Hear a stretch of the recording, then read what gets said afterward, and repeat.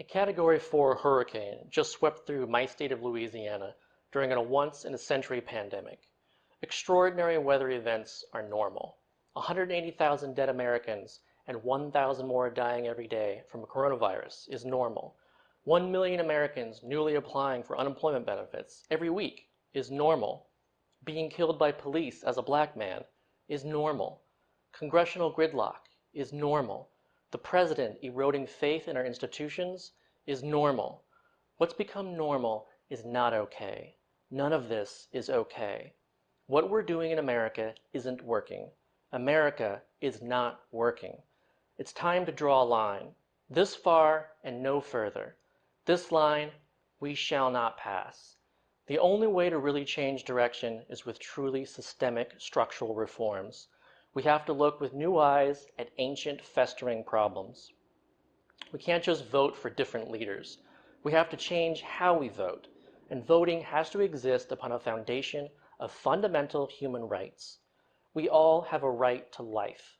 That is a fundamental human right, but we've never truly recognized it. No one really has the right to life so long as someone else can withhold what's needed to live. Within a monetary system of private property, money is oxygen, so we all have an unconditional right to enough money to live. That is why I believe the most important structural change of all is an unconditional basic income floor, where every American would start every month above the poverty line and never fall below it. UBI is not solely an income boost equivalent to a simple raise, however. It's a structural change that removes barriers to other structural changes. It's a foundational floor for everything else we need to do. It's the power to say no. It's the security to breathe freely. It's fuel for essential activism. UBI is still about money too, but too many people don't think through what that means. What does money buy? It buys time. It buys freedom from abuse. It buys access to the courts. It pays for disaster evacuations. It pays for grassroots campaigns. It affords volunteering. It supports entire communities. We need more than UBI. An unconditional right to life is not the ultimate goal of a just society. It is the prerequisite to a just society. UBI is the construction of a firm, anti-racist foundation of equity to support our humanity and free our imaginations and our potentials to achieve all that otherwise remains unachievable. Upon that foundation, we also need healthcare as a right. No one should ever be dependent on their jobs for life-sustaining income or life-saving medical care.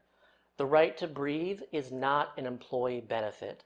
It is inalienable. We need Medicare for all, and we need basic income for all.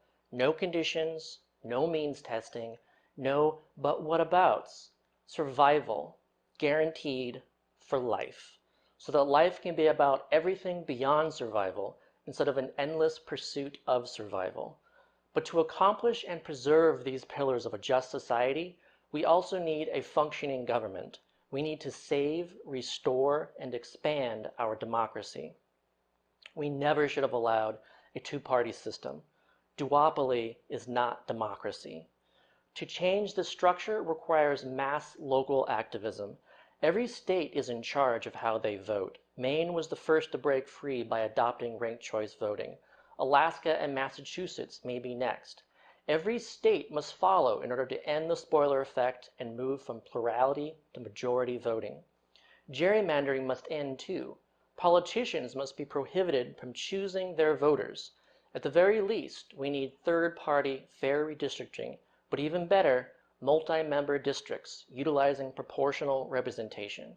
We also need publicly financed elections where every American is allotted an amount of funding to donate to political campaigns so that lobbyists are overpowered by the power of the people.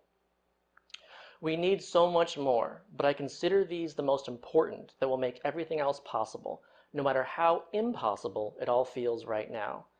2020 has been a year none of us will ever forget, but it also changed the world, and a changed world means an opportunity to remake it into something new, something that actually works for all of us, something that puts our humanity first. A better world is possible, but it's up to us to make it happen. It's up to us to build it. It's up to us to draw that line together and choose to recognize our mutual human rights through the further democratization of power and the decoupling of both survival income and healthcare from employment. To hell with the two-party system. To hell with poverty and the daily fear of it. And to hell with non-universal healthcare. 2020 and no further. Normal is no longer acceptable.